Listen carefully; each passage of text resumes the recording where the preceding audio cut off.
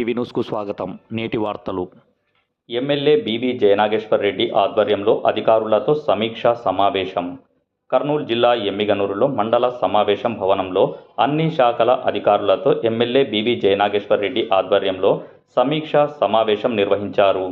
సమావేశంలో ముఖ్యంగా గత ప్రభుత్వంలో ప్రతి గ్రామాలలో ఎటువంటి అభివృద్ధి పనులు చేశారు, గ్రామాల్లో ఎటువంటి సమస్యలు ఉన్నాయని అధికారులను ఎమ్మెల్యే బీవీ జయనాగేశ్వర్ రెడ్డి అడిగి తెలుసుకున్నారు.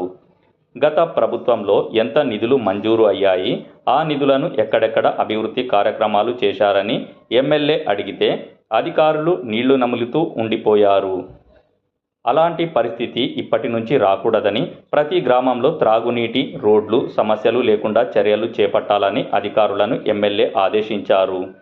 అయితే గత ప్రభుత్వంలో అవినీతి జరిగిందని తెలిపారు. అవినీతికి పాల్పడిన అధికారులపై చర్యలు చేపడతామని తెలిపారు. ITV న్యూస్తో రిపోర్టర్ వీరేష్.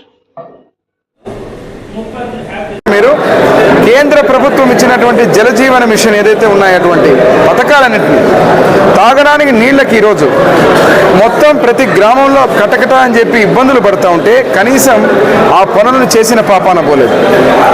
ఎక్కడ ఏ గ్రామానికి పోయినా ఒక చుక్క నీరు లేదు, ఒక ప్లానింగ్ లేదు.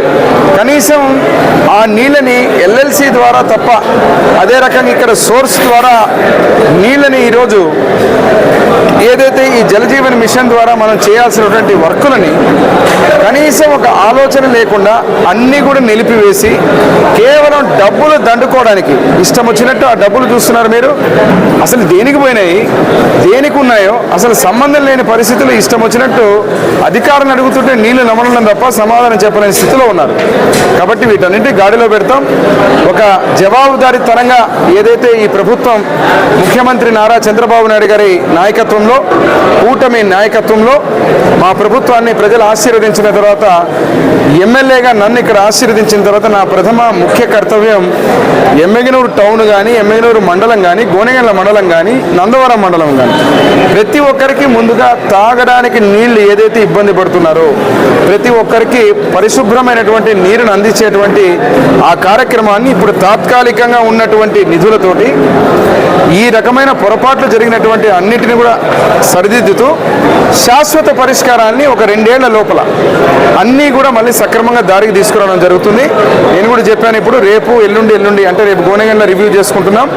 అదే రకంగా రానున్న రోజుల్లో మళ్ళీ నేను గ్రామాల పర్యటన చేసినప్పుడు 20 రోజులు టైం ఇస్తున్న అధికారులందరికీ చెప్పాను. ఇప్పుడే ఏదైతే గ్రామాల్లో శుభ్రత మీద కానీ, పరిశుభ్రత మీద కానీ, తాగునీటి ఉన్నటువంటి పనులు కాంట్రాక్టర్లు ఈరోజు చూస్తే మీరు ఇష్టం వచ్చినట్టు పనులని చేయకుండా ఒక కేటగిరీ, సగము చేసి వదిలేసినది ఒక కేటగిరీ, ఇంకో పక్కన కేవలం నామమాత్రానికి పని చేసి పనే మొదలు పెట్టకుండా ఈరోజు ఎక్కడెక్కడో తిరుగుతున్నారు. వాళ్ళందరికీ నోటీసులు ఇమ్మని చెప్పాం.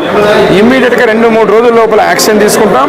లేదంటే వాళ్ళని వెంటనే వేరే వాళ్ళని ఏర్పాటు చేసి మళ్ళీ రీటెండర్ పిలిచి ఆ పనులన్నీ ముందుకు తీసుకుపోతామని చెప్పడం జరిగింది. ఒకటే లక్ష్యం, ఏదైతే ప్రజలు విశ్వసించి మమ్మల్ని ఈరోజు అధికారంలోకి తెచ్చారో వాళ్ళ రుణం తీర్చుకోవాలా. అదేవిధంగా ఇక్కడ ఉన్నటువంటి ప్రజలకు సదుపాయాలు కానీ మళ్ళీ ప్రజాపాలన తెచ్చి తీరుతామని చెప్పి తెలియజేస్తున్నాం. స్పష్టంగా అడిగాను, పంచాయతీరాజ్ డిపార్ట్మెంట్ని నిర్వీర్యం చేసేసారు. అసలు నవ్వు వస్తూ ఉంది. ఆ అధికారి అడిగినప్పుడు చెప్తే 5 ఏళ్ల సమయంలో 2 కిలోమీటర్లు వేశారు. పేరుకు మాత్రం 140 వర్కులు అంటున్నారు. లేకపోతే ఏదో GGH అంట గడప గడపకు ప్రోగ్రాం అంటున్నారు. తెలియని లెక్కలు చెప్పుకుంటూ ఈరోజు పరిస్థితి చూస్తే మీరు చేసిందంటూ ఏమీ లేదు, శూన్యం.